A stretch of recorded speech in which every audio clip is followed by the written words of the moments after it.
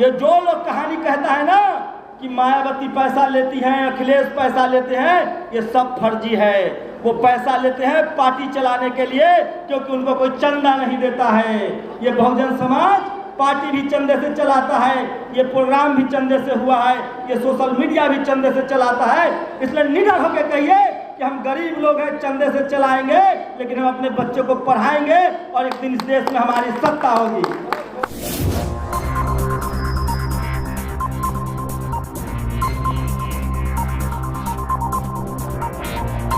जय भीम! अरे कुर्सी भर दीजिए भाई, एक बार फिर से जोर से बोलिएगा। जो लोग आए हुए हैं, अगर दम है तो, मन से आए हैं तो, और टाइम पास करने आए हैं तो ठंडा में रहिए, और अगर सुनने आए हैं तो शुक्रिया कहिए भंते सुमित रत्न का, जो ऐसे भंते हैं आपके पास, जो आपको राजनीतिक आंदोलन भी समझा रहे हैं। तो बोलिए जय भीम, जय भीम! इतनी जोर से आवाज लगाइए कि सात समुंदर पार भी जाए। जय भीम, जय भीम! शुक्रिया दोस्तों, आप लोग तकलीफ में हैं। मैं जो कुर्सी की तरफ है, सबसे भारी काम होता है कुर्सी की तरफ बैठना, लेकिन इस देश के मालिक वही हैं जो कुर्सी की तरफ बैठते हैं। और ये बात मैंने भंते सुमित रतन जी से सीखी है। वो जब भी कोई बात शुरुआत करते हैं तो कहते हैं मुल्क के मालिकों। तो कौन है मुल्क का मालिक? मुल्क का मालिक इस देश का बहुजन समाज है। शुक्रिया आप लोगों को, और आप लोगों को देखकर जोश आ गया। और मेरी गुजारिश है कि जो लोग भी नेशनल दस्तक को कम से कम देखते हैं, वो तो कुर्सियों पर चले जाएं। हमें अनुशासन भी दिखाना होगा, और ये कोई चंदा की लड़ाई नहीं है, ये आपके और हमारे सम्मान की लड़ाई है, हमारे धर्म की लड़ाई है, और भगवान बुद्ध के विचारधारा को बचाने की लड़ाई है। तो एक बार फिर से बोलिए जय भीम! दोस्तों, मैं पेशे से पत्रकार हूं, और मैं जानता हूं कि इस देश के बहुजन समाज के लोग सिर्फ 5 जगहों पर नहीं हैं। हम रोड बनाना जानते हैं, हम सड़क बनाना जानते हैं, हम बड़ी बड़ी बिल्डिंगें भी बनाते हैं, हम सब्जी भी बेचते हैं, ठेला भी चलाते हैं। और जब से बाबा साहब का संविधान आया है, हम डॉक्टर, इंजीनियर, कलेक्टर और वैज्ञानिक और नेता भी बनने लगे हैं। लेकिन उसके बाद भी हमारी हार हो रही है। इसकी वजह हम हैं, हम खुद हैं। पता है क्यों हार रहे हैं हम लोग? क्योंकि हमें बोलना नहीं आता है, हमारी जबान तेज नहीं है, और हमारे दिमाग में डर बैठा हुआ है। तो डर निकाल देंगे ना से, अब नहीं डरेंगे ना आप, किसी से नहीं डरेंगे ना आप। हमारे साथ संविधान है।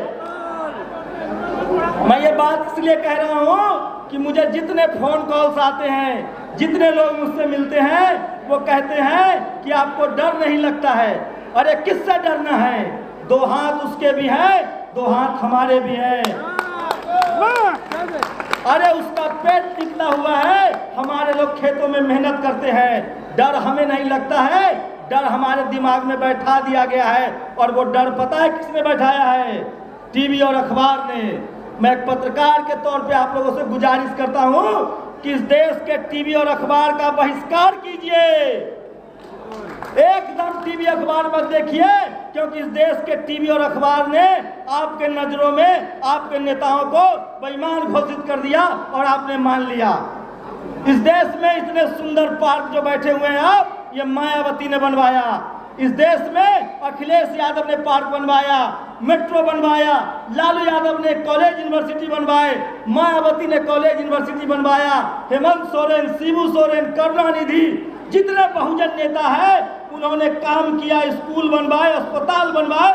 और इस टीवी अखबार के दलालों ने, मनुवादियों ने हमारे नेता को हमारी नजरों में बेईमान घोषित कर दिया। कोई बेईमान नहीं है, वो सब के सब नेता ईमानदार है। और आपको देखिए, वो इन नेताओं को लड़ाता है आपस में। कभी मायावती जी को अखिलेश से लड़ाता है, कभी नीतीश जी को लालू जी से लड़ाता है। इस लड़ाई को समझना पड़ेगा। और मुझे ज़्यादातर कॉल आते हैं, आप लोग पूछते हैं कि हमारे नेता क्यों नहीं एकजुट हो रहे हैं। उसका एक जवाब है, जिस दिन बहुजन समाज एकजुट हो गया, नेता तो दौड़ के एकजुट होगा।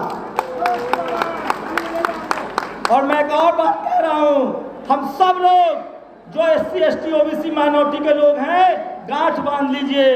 इस देश का शेड्यूल कास्ट सबसे ज्यादा आंदोलन कर रहा है, इस देश का आदिवासी कर रहा है, इस देश के माइनॉरिटी कर रहे हैं। जिस दिन इस देश का हाथी OBC 60% वाला OBC जाग गया, CM PM भी हमारा होगा, SP DM भी हमारा होगा।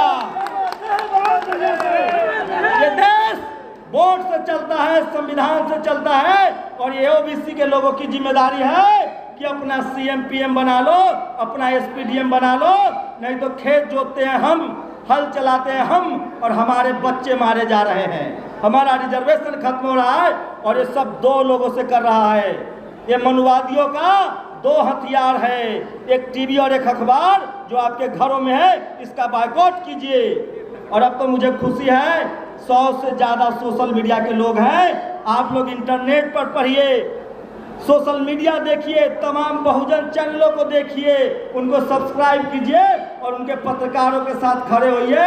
आजकल टीवी से देश चल रहा है, आजकल टीवी अखबार से सरकारें बन रही हैं। एक भी बहुजन समाज के पास टीवी अखबार नहीं है। मान्यवर साहब की आज पुण्यतिथि है, परिनिर्वाण है, आज वाल्मीकि साहब को लोग याद कर रहे हैं। सोचिए, मान्यवर साहब कहते थे मनी, मीडिया और माफिया। ये जो लोग कहानी कहता है ना कि मायावती पैसा लेती हैं, अखिलेश पैसा लेते हैं, ये सब फर्जी है। वो पैसा लेते हैं पार्टी चलाने के लिए, क्योंकि उनको कोई चंदा नहीं देता है। ये बहुजन समाज पार्टी भी चंदे से चलाता है, ये प्रोग्राम भी चंदे से हुआ है, ये सोशल मीडिया भी चंदे से चलाता है।